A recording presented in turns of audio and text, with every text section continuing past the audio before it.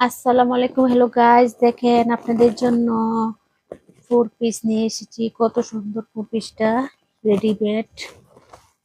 এই যে দেখেন হাতাটা, হাতার মধ্যেও কাজ করা, লেস লাগানো।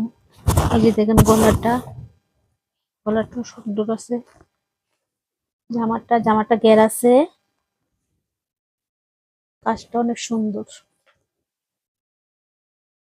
এই যে হচ্ছে ওড়নাটা অনেক বড়, সাইডে দিয়ে লেস লাগানো আছে।